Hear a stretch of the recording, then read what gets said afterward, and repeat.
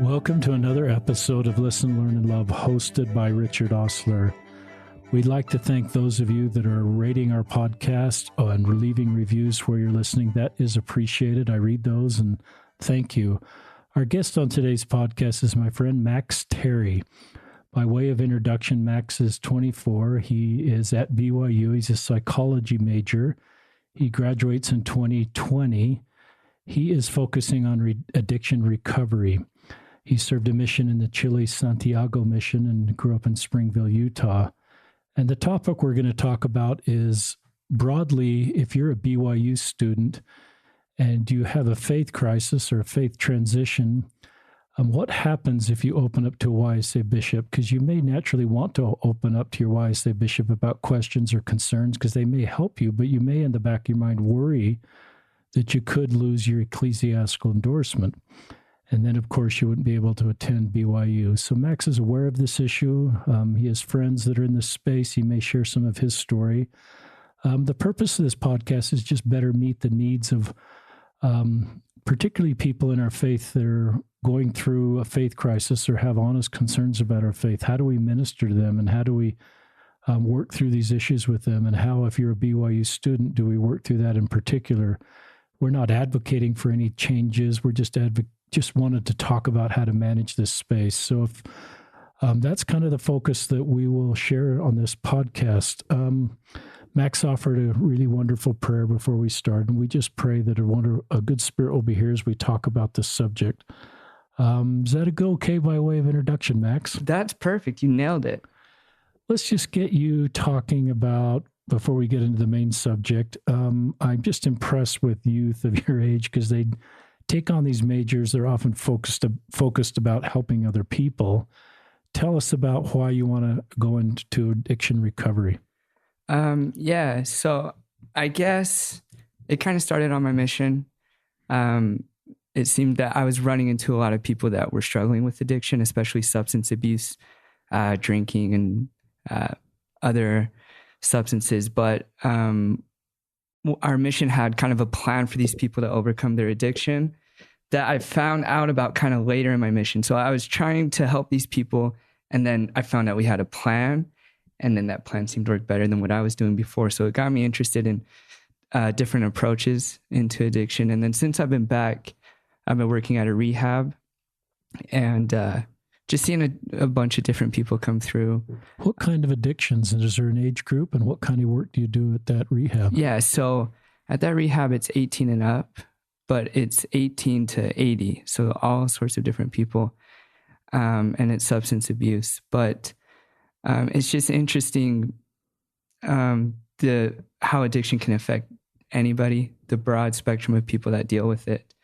And just what works for some people, what doesn't work for other people. I don't think we're as knowledgeable as we should be. And so that's what makes it exciting, studying it, everything. Yeah.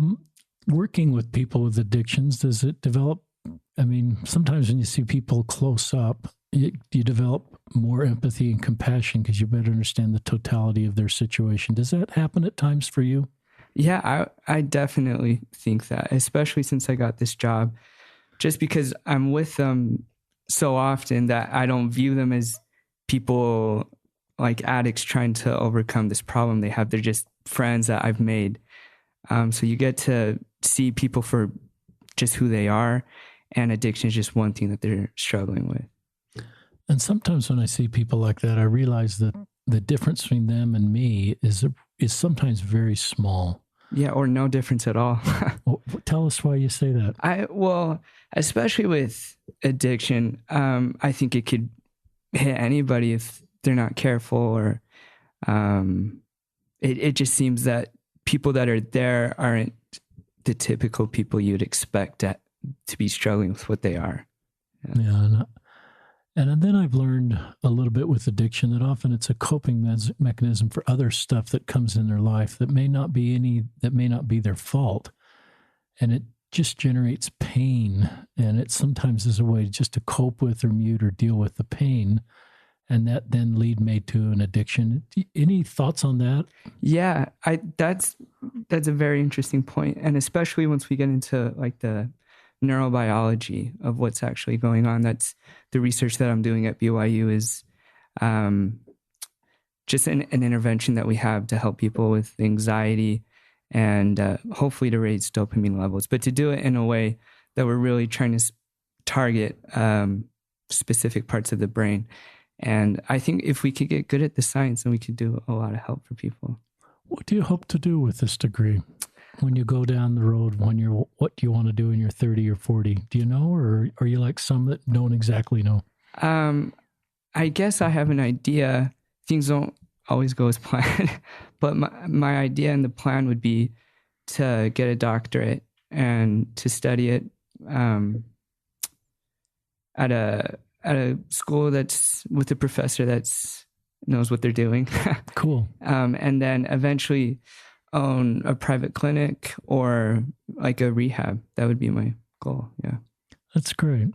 Follow your dream. Mm-hmm. You know, the older I get, the more I realize that the difference between a lot of people had equal ability, but it was the people that sort of had the motivation. That was often the tiebreaker skill, and the people had a little more vision of what they wanted to do, and they didn't look around and think of all the reasons they couldn't do it. Often it wasn't the smartest one in the room that got somewhere, or the one that seemed to be the most put together. It was often the one, in my experience looking back, that just had a little bit more vision and a little more motivation. And a lot of people have the ability to do what you describe.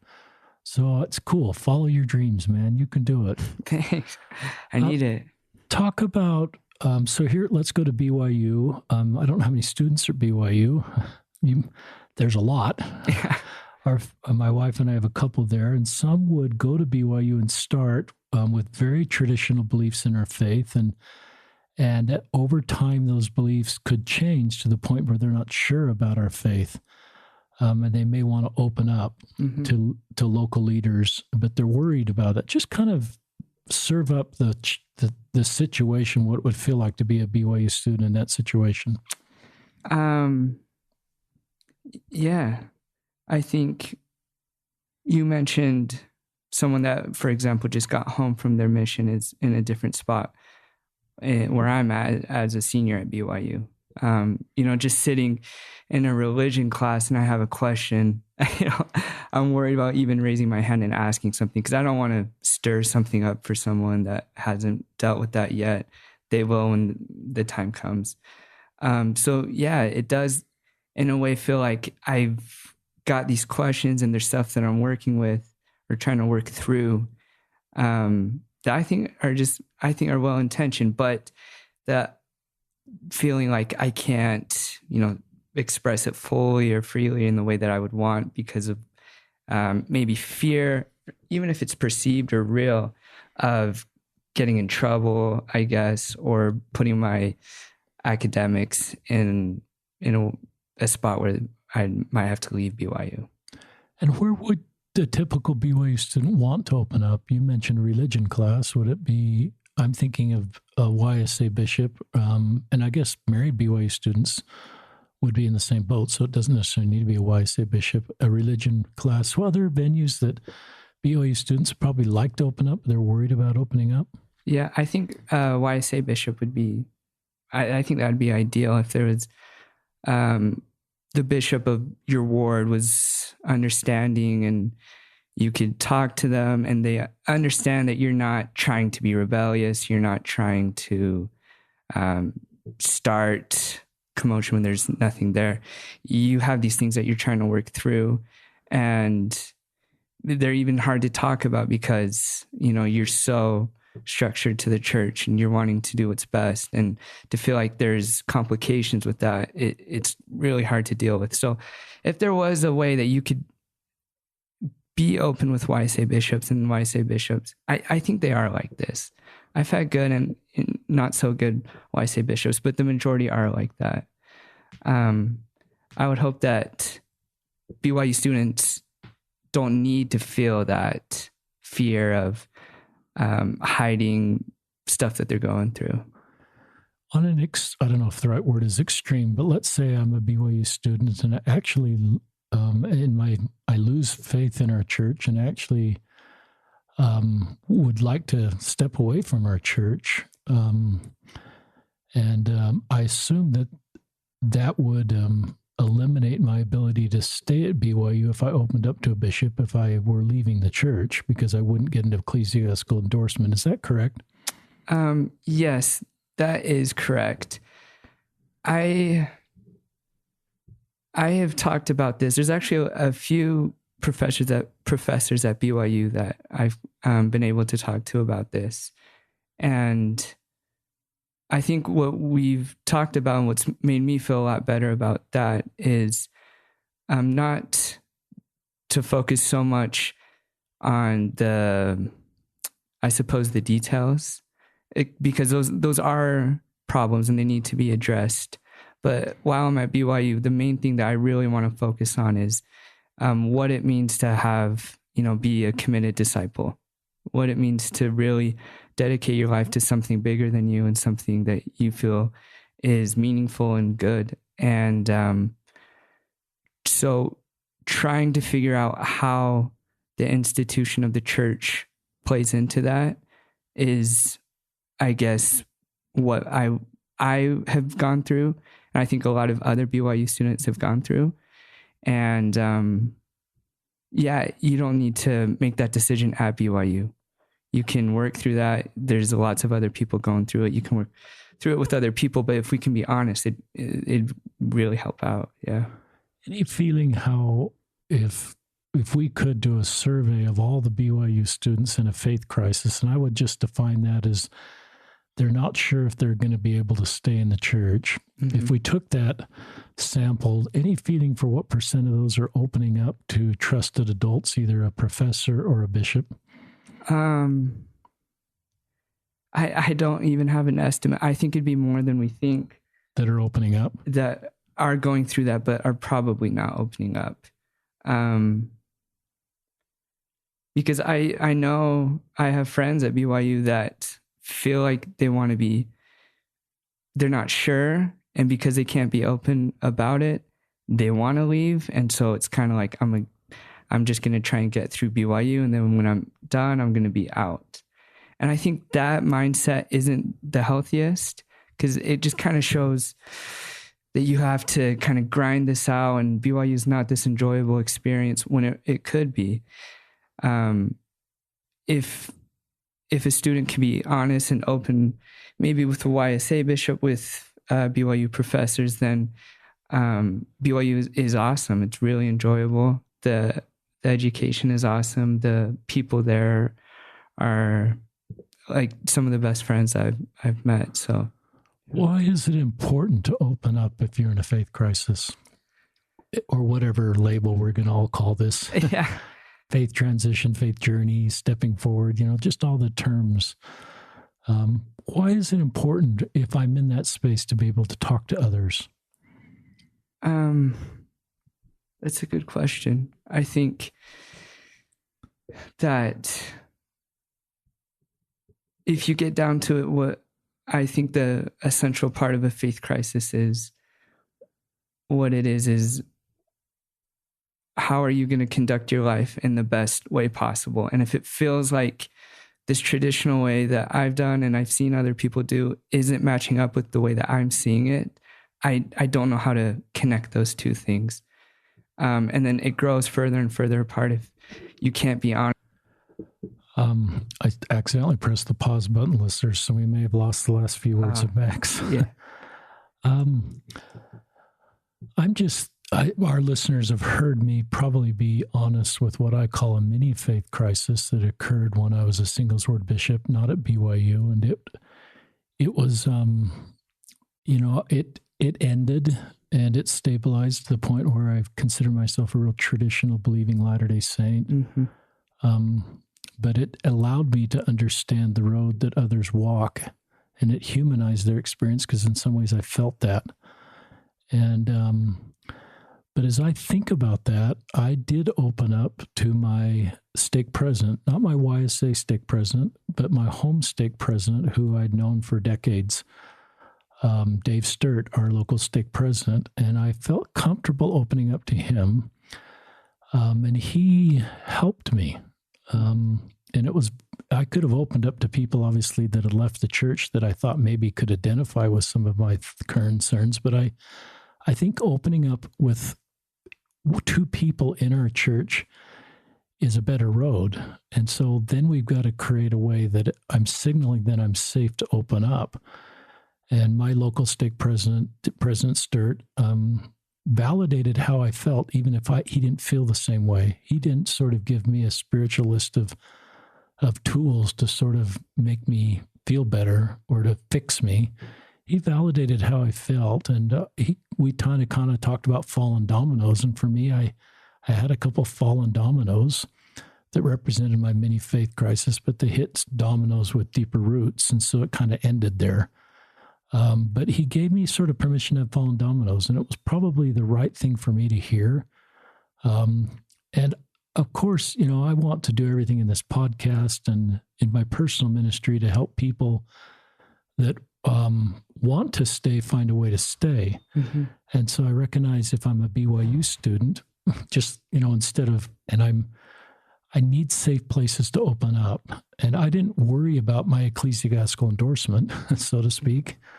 I didn't worry that I was going to be released as a YSA bishop, to be honest, when I opened up to my local stake president. Mm-hmm. But I did have someplace safe to go. And I also recognized that since I wasn't a BYU YSA bishop, that the YSAs, it probably was just easier for them to open up to me because it didn't impact any schooling that was so important to them. So it's just interesting to think about this space. Talk more about... Talk about if you divided the honor code or an ecclesiastical endorsement into two kind of categories. We talked about this before the podcast. Do you want to talk about those two categories? Yeah, sure.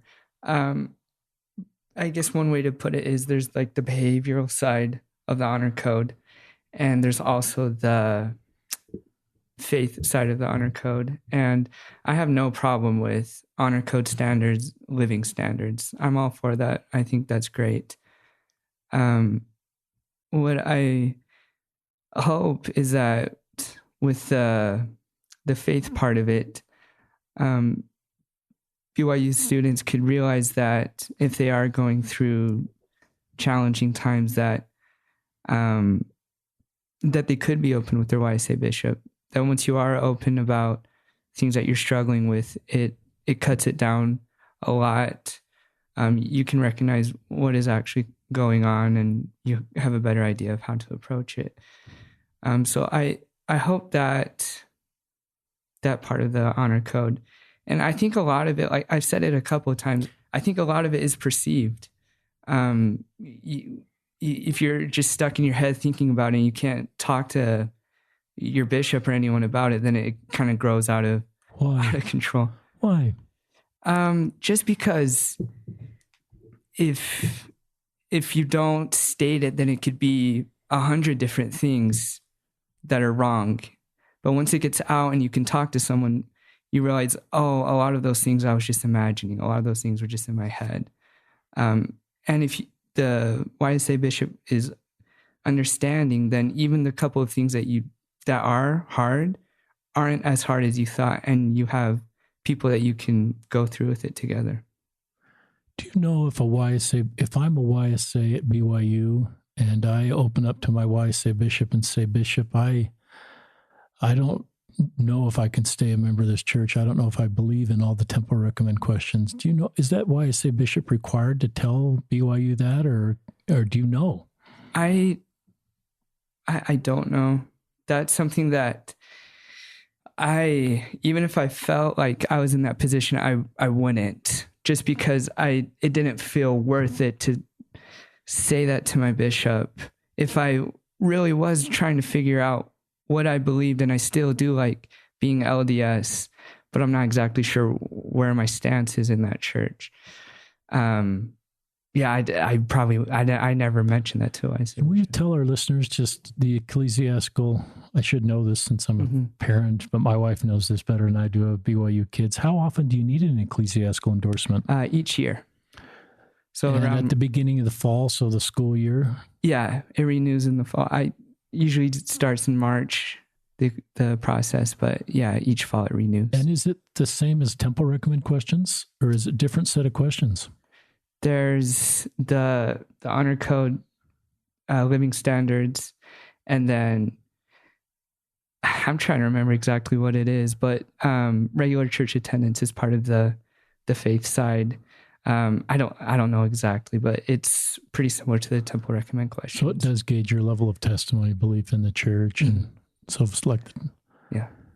And then if I'm a senior, I don't need that. If I just enroll in my senior year, I don't need another ecclesiastical endorsement. So you, in your case, and other seniors like you that are graduating this year, they don't do another ecclesiastical endorsement at graduation. Yeah. Sometimes at seminary graduation in high school, I remember we used to kind of circle around for the kids and make sure they were still temple worthy to finally get their graduation. But that doesn't occur. It's just the beginning of the school year. Yeah. It's just an interesting thing, because I think to minister to people, they need to be able to fully open up to people that have priesthood responsibility for them. Mm-hmm. And so what could a bishop do to signal? So let's say I'm a YSA bishop at BYU, and I want any YSA members in my ward to know that if they're in a faith crisis and have really honest questions, that I'm safe to open up to, and that we're not going to talk ecclesiastical status during that interview. I just want you to be able to talk to me. What could I say? What could I do? I think listening, compassion.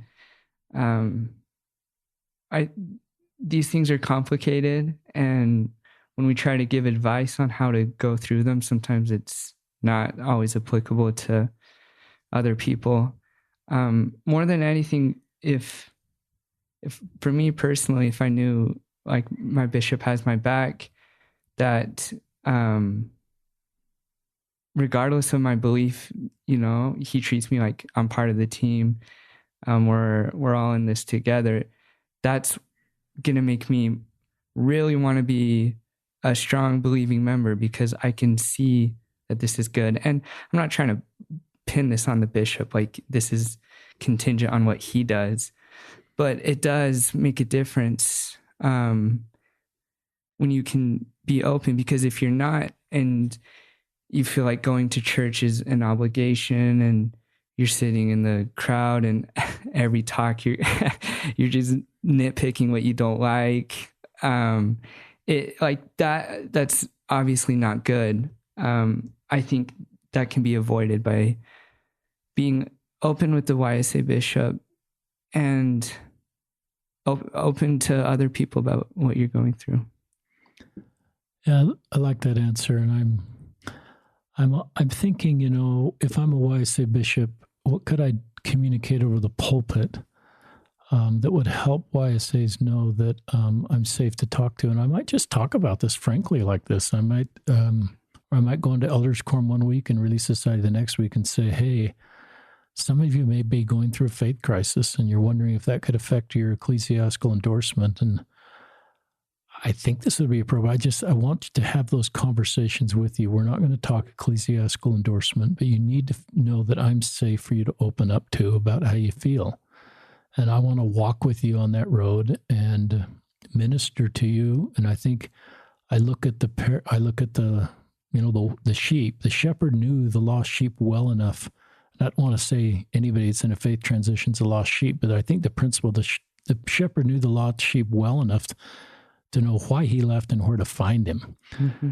And so I think it would really be good if people felt safe opening up to a bishop, and a bishop probably has to signal that I'm safe, and that if you're in this space, I want to walk with you, and I want to hear your story. And we're not going to talk ecclesiastical endorsement, especially if it's a belief issue. A behavior issue could be different, but I think especially a belief issue. And I like Elder Uchtdorf's talk. You may be familiar with it, Max.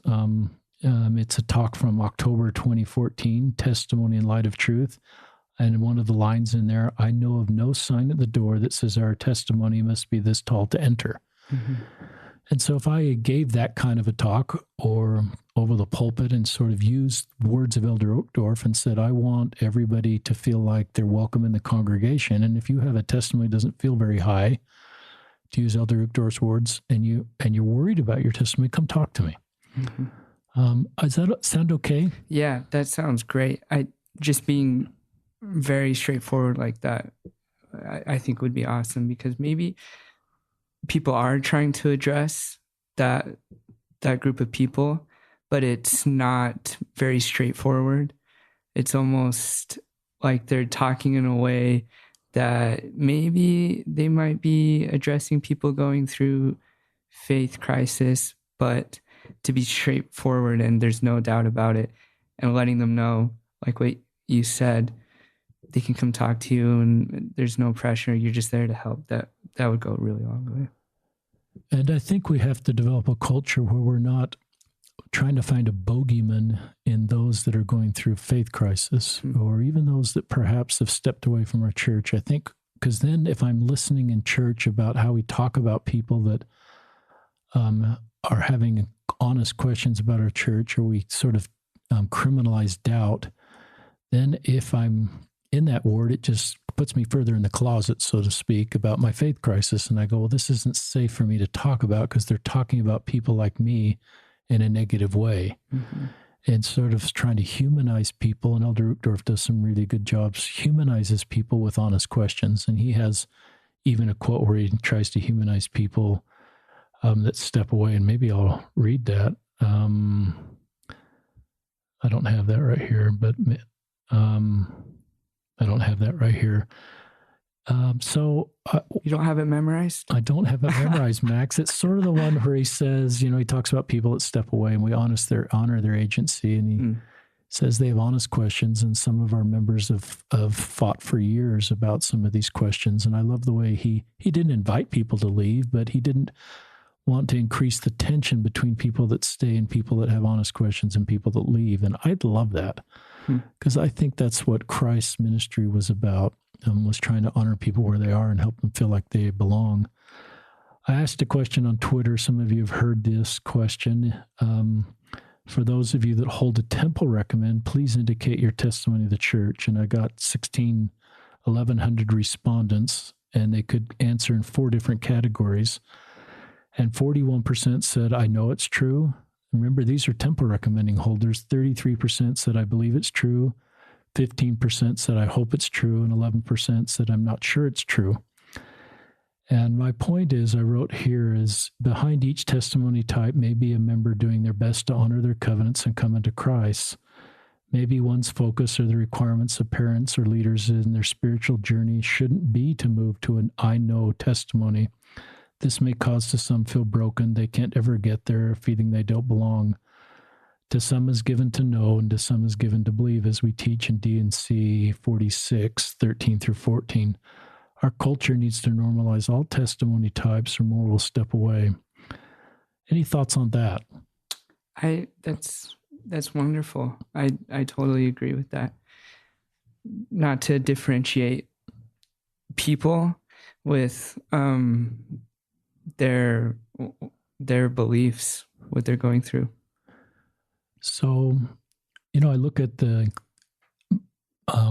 I do look at this question, and I think, there's a 15% said, I hope it's true. 11% said, I'm not sure it's true. And they hold temple recommends. And I would think, if I'm a YSA bishop, I would love those people to open up to me about how they feel. That's crazy. There was how many people? Well, and my Twitter feed probably skews younger millennial, but it probably skews your age group, Max, and people at BYU that hold the temple recommend. So if I ask people my age, they're probably not on Twitter anyway. At age, I'm 58. I'm the oldest person on Twitter, I think. There's a few people my age, but I just recognize there's a range of testimonies. So 41% said, I know it's true. 33% believe, 15 hope, and 11 not sure. And I just think I don't think Christ would look at those 4 groups of people and look at their heart and maybe see differences. I agree. With numbers like that, you start to wonder, maybe asking, do you think the church is true? Is maybe that's not the right question to be asking. Maybe the right question to be asking is very specific personal relationship with Christ, and how is that enhanced through the church? What are ways that you found that are making it feel more real to you in your life? And that's what I've gotten the most out of BYU professors that are sharing what they're going through. Is it's not, this is why, black and white statement. It's, I have found a lot of comfort and a lot of joy viewing the gospel through this lens. And I'm a psychology major, so a lot of those are like therapeutic ways that they found in their practice or through their school that they associate with the gospel and even with Christ. So to view it like that makes a lot of sense, and it feels a lot more real. And I think as my testimony's evolved, when I bear my testimony, I do make it more about my relationship with Heavenly Father, the role of the Savior to atone for my sins and bring hope and healing in my life, the role of the church to help me come unto Christ. I sometimes feel like the goal, if my goal is to come unto Christ and have a relationship with Heavenly Father, that's my goal, and that represents like an island on the ocean. And the church to me is the current in the water that's pushing me towards the goal. It's not the end. In other words, the end isn't necessarily, the final resting pod is not my relationship with the church. It's my relationship with the church in the sense it causes me to come into Christ. And it's a means to that end. And it works for me. And my mission, my temple experiences, our restored doctrine is helping me come into Christ and be a better disciple and better minister to other people and help other people. So that's kind of, I think that's maybe a little bit of the long, but sometimes that current for me, because of the limitations of our church, pushes me in a different direction. It makes it a little harder. When I see some of our history or our current things or our culture. So sometimes it's not just that current's just not always just like going at 12 knots, pushing me towards the island. Sometimes it makes it harder for me. So that's kind of for our listeners. That's how I manage, that's sort of my relationship with the church and how I look at that. Any thoughts on that? Yeah. It seems like, the goal is to figure out how the church can initiate you into action, into living out what it means to be a disciple of Christ. I think some people that are going through this faith crisis, they're struggling with what the institution of the church means. And even, what does it mean to have a relationship with Christ? Who is Christ? Who is Heavenly Father, Heavenly Mother? And if it feels a little bit hollow to try to force that, or the traditional way of viewing it doesn't resonate with you. Trying to force that isn't beneficial if there is an actual way of connecting with whatever that is. And maybe the titles of it aren't as important as the actual, I love that. The actual experience of it. Yeah. I love that. One of the things that comes to my mind is the scripture in Moses, one heart and one mind. And I think part of that then is to, work together to bear one another's burdens. And I've always thought one heart and one mind, Max, meant that we all felt the same about. And now I think it's more, we all have the common goal to, honor our baptism covenants, which to me is a horizontal element, my responsibility to reach out and serve others, and a vertical element, my relationship with God. And so I like, but in that goal, there's a lot of differences. Sometimes I used to think one heart and one mind is we all have uniform beliefs about everything. Mm-hmm. And now I don't believe that way. Mm-hmm. We just have the same common goals and we're working towards the same common goals. Yeah, I love that. That's when I hear that, I think of Zion. Everyone has the same goal in mind. And if it looks a little bit different, that's okay, as long as we have unity and we're all in this together and we have the same goal. I did another Twitter poll that same week. I says, if you're an active Latter-day Saint and in a faith crisis, is your hope, and they only had two choices here, Max, is your hope to find a way to stay or to find a way to leave? And there were 335 people that qualified. They said, yeah, I'm active and I'm in a faith crisis. And 88% said they want to find a way to stay. Mm-hmm. And only 12% said they want to find a way to leave. And that surprised me. But after meeting with so many people in, quote, a faith crisis, at least in the initial stages, their goal was not to somehow find a way to leave. Because and those that were in a faith crisis that are really given a lot to the church, not someone who stepped away at age 13 and never was fully vested, but returned missionaries, people who had been through the temple, people that have paid tithing for a long time, were deeply invested into the church. Many BYU students are like that.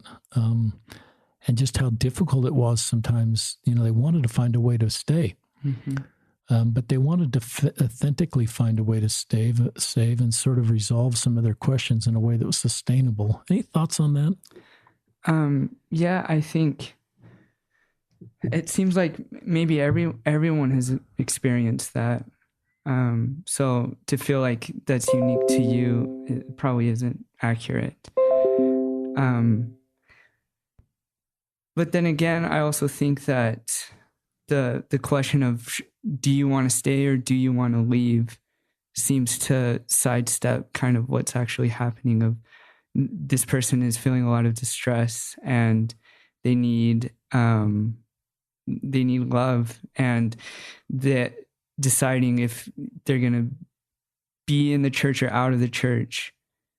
At least when I hear that, it kind of makes me think you're not addressing what that person needs. That person is going through something difficult, and explain the emotional toll that might be occurring to somebody. That, at least when I hear that, it makes me think you're viewing that person not as a person. There's a division between people in the church and people outside of the church. And as long as you're willing to be in the church, we can work this through. But as soon as you decide you're out of this church, then you're out. And it feels like that division doesn't really need to be there. People that are committed to the LDS faith, they seem confident in their faith, and they don't need to make that huge distinction between them and other people. I like that. And as I've met with people in a faith crisis, I was surprised at the emotional toll it takes on them. It's not a very happy time emotionally, mm-hmm. because of the turmoil. And a lot of that isn't something they went out and sought. It's not sin related. It's often very thoughtful people that are some of the most sincere about what they believe. And that sincere truth-seeking or desire to fully understand our restoration or our current issues, LGBTQ women, often it's some of the most thoughtful people I know that get in this space where they kind of look under the hood and recognize there's some challenges. Mm-hmm. Elder Snow, in an interview I heard him do recently, called them warts on the restoration. I kind of like that. Mm-hmm. term. It was acknowledging that there's some warts, and it's not just always smooth glass at Bear Lake at 7 a.m. on a summer day. I don't know why that came to my mind, but it did. That's very specific. And so I think that, and I'm sure you've heard that from fellow students, is this is a very difficult time emotionally. And so people need to minister be able to kind of go there emotionally and honor how difficult this is and validate that pain as they're trying to figure this out. Mm-hmm. Any thoughts on that? Yeah, I think one thought that I had is from a kind of like a psychological perspective, the way you view the world is a series of beliefs. And if that feels out of line and it's not unified, then almost everything that you're going through and day-to-day experience feels not unified, and it feels like you're separated and there's a disconnection. So when people are going through these faith crises, they're going through these deep assumptions that they have on life. And if they're negative and they're causing them harm, it's not just their testimony of the church, it's the way they are with other people, their family. Maybe it's making them not the person that they want to be. So to figure out what you believe, and to have people around you that are going through that, and you guys and everyone has the same goal of being committed to the highest good or committed to Christ, I think that would be a really good solution to feeling that way. There is something about being able to open up to trusted people that just seems to be, I'm not a psychology major, but it just seems to be something that is needed. Human connection, authentic human connection, to be able to share our lives with each other seems to be such an important human need. Yeah. I'm still on Twitter, Max, going through some of these slides that I've shared maybe in the past. Some of you listeners have heard these and some haven't.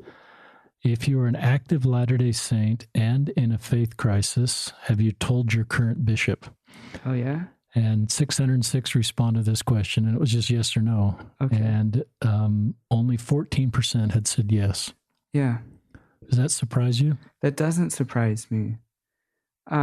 It surprises me that so many people are going through that and feel like there's not a good solution. I also understand bishops, and I understand authorities in the church. If there are these people that are struggling, it's difficult to know what to say to them or their spot within the church. So it's complicated all around.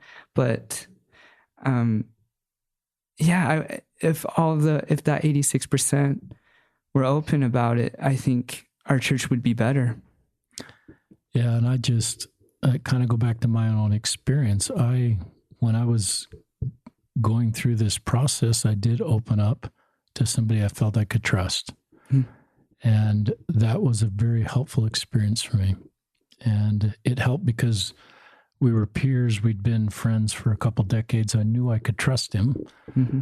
And so I opened up to him. But I recognize if I'm a BYU student and I don't have a relationship and there's this potential of ecclesiastical endorsement hanging, in the wings, then I might be less likely to open up. And guys, I want more people to stay in our church. That's one of the reasons I do this podcast, is because I believe in our church, and I believe we're losing sometimes really good people because of how, and I may have been guilty of this at times, how we minister to people when they open up with honest questions. And that can be a time when we can accelerate someone leaving or help someone to stay. So I'm so sensitive to how, but I do believe people need to open up. If there's obviously people that have left the church that others can open up to that have questions, and they may feel like eventually they'll belong with those that left the church because that's the only people that they can talk to and sort of honor how they feel, and they feel a real connection there. And some of that may be really valid because they have no longer hold traditional LDS beliefs and do not feel this is their place. So I don't want to sort of demonize anybody that stepped away, because I recognize really thoughtful people do. But this is why, we're doing this podcast with Max, and I think BYU in particular, that age group is the way we need to better create space that people can open up. More thoughts on that? Um, we've nailed it. I think It's we okay. got a lot of good stuff in there. Yeah. And I do come back to what Max said. If you think about the temple recommend questions or the ecclesiastical endorsement questions, they are really divided into two groups. There's belief questions and behavior questions. And the behavior questions, at least for the temple recommend, are around tithing, law of chastity, living the word of wisdom, belief around faith in God, testimony of the atonement, testimony of the restoration.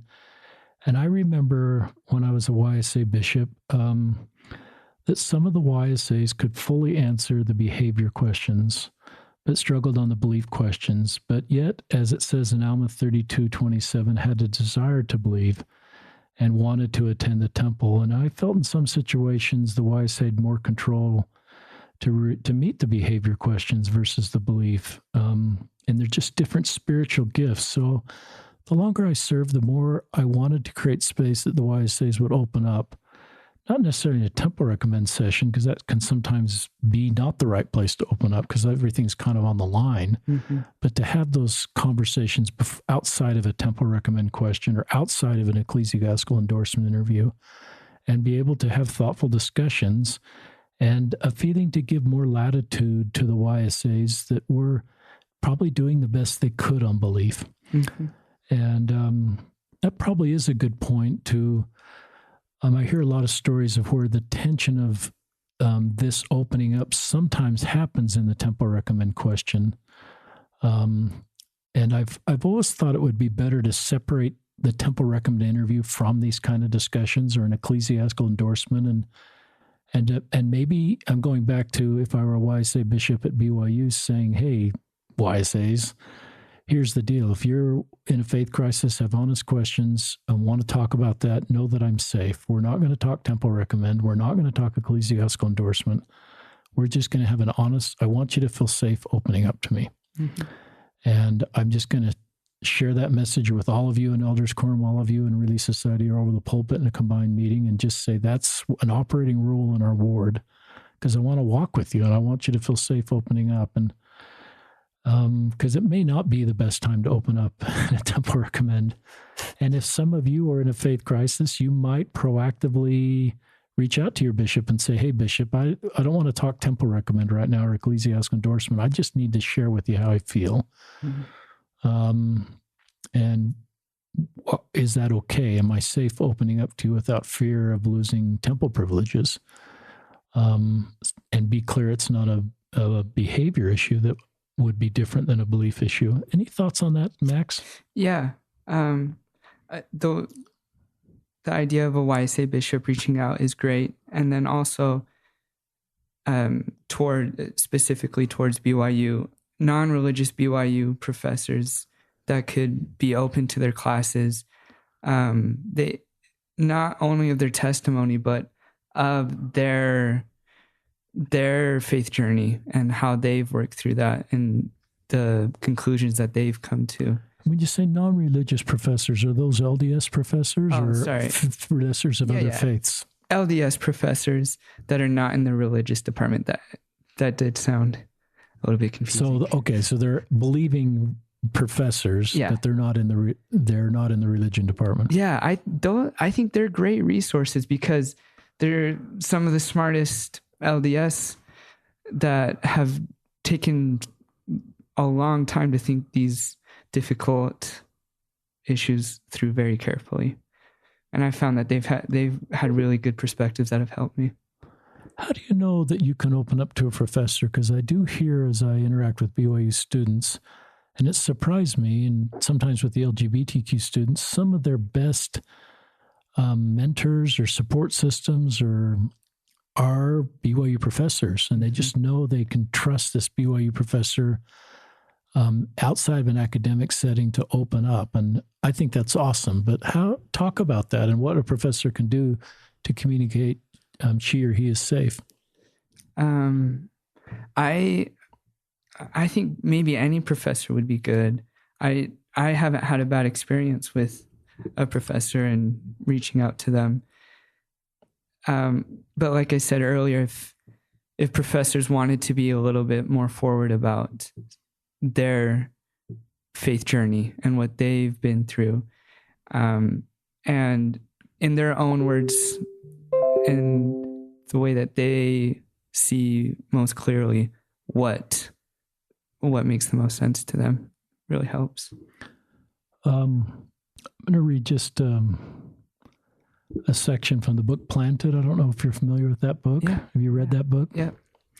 That book was helpful for me in my own personal journey, and then to better minister to others. It gave me a lot of tools. But one of my favorite lines from that Brother Patrick Mason writes, oftentimes our squeezed sisters and brothers, and I think those that don't feel like they fully fit in or hold all the same traditional beliefs, fully embrace the basic principles of the ordinances of the gospel. Sometimes they feel alienated by the dominant political conservatism among the members, or a sense the church membership is an all-or-nothing proposition, or heart-filled questions about whether women and girls have all the opportunity for spiritual growth and recognition in the church as boys and men do, or how the church ministers to our LGBTQ brothers and sisters.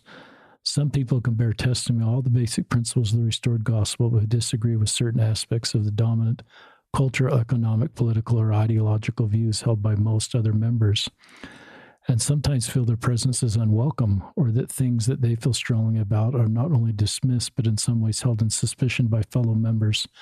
Feeling isolated or alienated and sometimes pressured, they sense there's no place for them in the church in spite of their core commitments, and then they leave. Any thoughts on that one? Yeah. I mean, I don't have, I would be curious about what feels acceptable as to be a member. Because what I've seen is that there's people that do want to be LDS, but if there's this list of problems that they have and they can't reconcile that with being LDS, then what do? And is it an option to say, look, here are my problems, and I have come to my conclusion. I know what I believe about that, but I still want to be LDS, and I still want to contribute to what is the overall goal throughout the church. I think that's a conversation that we should have. And is there even a line to that? Maybe someone in a sense of like the bulletproof of temple recommend questions or belief subscription beliefs that we have. Do you need to believe those? Is it okay? Is there wiggle room to interpret those in your own way? And can you do that while still feeling authentic and honest to yourself? Because it doesn't feel very helpful to have these problems and then maybe talk to a bishop, and then he says, okay, let's work through this so that you don't have these issues anymore, and you change your mind about how you think about these things, because that's not going to happen. People think what they think and feel what they feel, and we shouldn't try to change that. It would be great if there was, I don't know if it's cultural. I don't know if it really is strict in doctrine terms, that you need to follow these beliefs to the T in terms of what you actually think about them. I really hope that there's room for people to say, here's what I think and here's what I feel, but I still want to be LDS. Max, what you just said is so honest and so well said. And I just think you speak for a lot of people with great hearts that say, I'm not sure I'll ever reconcile. You know, if LDS faith represents 100 beliefs, I'm not sure I'll ever reconcile these 10 core beliefs about the church that the church holds that I don't hold. And is there a place for me? Mm-hmm. And I hope there is. I think of Christ and his example and his welcoming and accepting everybody where they are and telling everybody they belong, that people said shouldn't be here. He invited them to be here. So I think I answer that question from Christ's example. And I look at his ministry, and I think he would say, if we'll just take you the way you are. It's not a 20-point check. It's not a 100-point checklist, and if you hold less, and if you hold, in my example, 10 or 20 out of 100 and they're just fallen dominoes that aren't coming up, you're not looking for a priesthood leader to restand those dominoes. Mm-hmm. You're just looking for a priesthood leader to create space for you to stay with those fallen dominoes. And I think there's a lot of members that would like to stay in our church in those terms. Yeah. And I think my reaction as a priesthood leader 5 or 6 years ago would be just what you said we probably shouldn't do, is to focus on all those things that are fallen dominoes and make the conversation all about that, and give you a list of things that I think you should do that would help you resolve those in the way that I think they should be resolved, so that you don't have any fallen dominoes. And that's what my own stake president didn't do for me. He didn't require me to straighten up those dominoes, and they've never straightened up. Now, I don't evangelize people to my fallen dominoes, which I don't think you are or others. You're just saying, this is where I've landed, guys. Mm-hmm. And I want to feel authentic with how I feel, and I want to be here, but I need, I hope that someone like me can be seen for their contributions, their spiritual gifts to help the body of Christ, and not be seen by someone with quote unquote fallen dominoes. And I've always felt there shouldn't be a belief or behavior hurdle to feel welcome in a congregation and to feel like you belong. I think Elder Uchtdorf teaches that with that, and there's no sign of the testimony. I felt if someone wants to participate in the temple and believes in the temple, that we should do everything we can to help them be in the temple. But some would say, I'm fine not participating in the temple. I know I don't hold all the beliefs required to go in the temple, and I don't necessarily want to have temple attendance right now. But can I just feel like I belong in the congregation and contribute? I could still teach a class without a temple recommend, as long as I'm teaching what the church would want me to teach as a teacher. So I've thought about, members that want to belong in the church but don't hold temple recommends. How should we treat them? And I think we should treat them as full members of the body of the Christ, and not look at them as second-class citizens or in any different way than those that hold temple recommends. Keeping my covenant doesn't give me permission to assess if you're keeping your covenant, so to speak, or if you're keeping a temple recommend or not, or where you are. My covenants teach me I should just put my arms around everybody in my congregation and help them feel like they belong. Mm-hmm.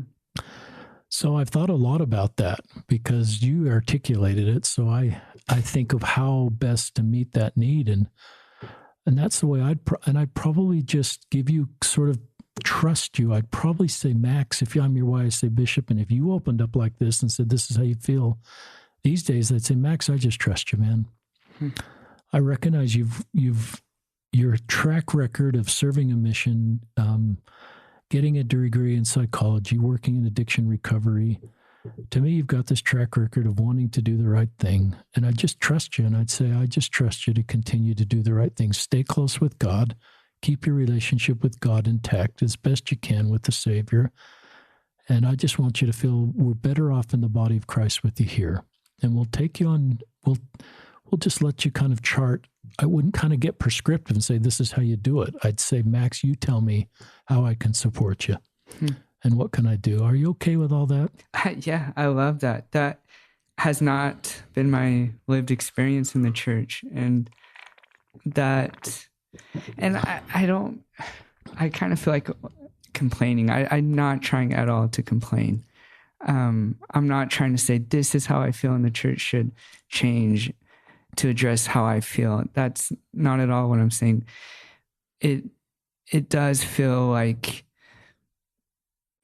it's the way that's presented is that it's dichotomous. You're in it or you're out of it. And I want to be, or BYU students that are going through this also, I think the majority want to be a part of it with the assurance that they've thought carefully about these things and maybe even feel inspired, like I really think this is how I feel, and I feel this bumping up against what is perceived to be how I should feel.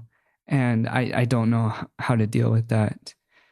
But if, like what you said, if they understand that the church is a vehicle for them to feel Christ, then it's okay to any sort of, maybe we could say like a minor belief that underneath Christ is taken care of because of your relationship with him. It's really good. It's a good discussion, our listeners. Most of these podcasts we start without this big outline of, these are pretty unstructured podcasts, and often there's some really wonderful things shared by our guests like Max, and things that help us all do better. I sense Max is teaching here and sharing that kind of a spokesperson for BYU students in the space is just, we're not, and maybe not everybody's the same, but I love what I sense from you is it's not like you're trying to evangelize everybody to your way of thinking. You're just saying, create space for people like me, and see our contributions to the body of Christ versus see the things that we are uncomfortable about. And our relationship with the church would be more about the way we can contribute to the church and our gifts and our attributes, and not the things that perhaps we don't hold traditional beliefs with. And that to me is a feeling of belonging. We don't have to require us to, Brene Brown says, what is that quote, listeners? You're not fitting in. It's assessing a situation and becoming something you need to be in order to fit in, which is exhausting if you don't hold 100 of 100 beliefs. Belonging doesn't require us to change who we are. It requires us to be who we are. So if we can allow people to belong based on where they are in their journey and not make it prescriptive and they have to get to a certain place before we'll welcome them or allow them to feel like they belong, I just think more people stay.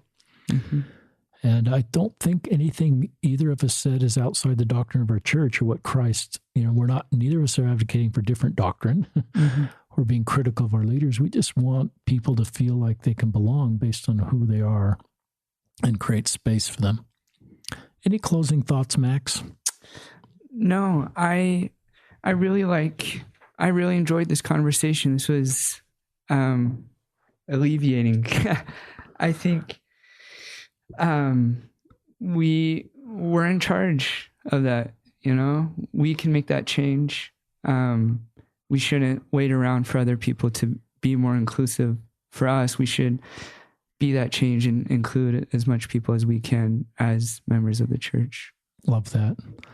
So Max Terry, my friend, psychology major at BYU, going to help a lot of people in addiction recovery. I sense you helped a bunch of people in Chile, Santiago Mission. I've always looked at our baptism covenants as this cross. There's this horizontal element that goes sideways, and that's all about helping others bear, mourn, and comfort, and you're doing a lot of that. To me, that's a core part of our mission on earth is that part, and there's this vertical component, our relationship with God, and you're doing both of those. Mm-hmm. So thanks for your contributions, and thank you for being on a podcast. You have a great life ahead of you, Max, and I hope our listeners can feel this good man's heart and his sincerity and his desire to do what's right. And that's certainly my experience with a lot of our wonderful guests. And we'll thank you, our listeners, for joining us on another episode of Listen, Learn, and Love, hosted by Richard Osler.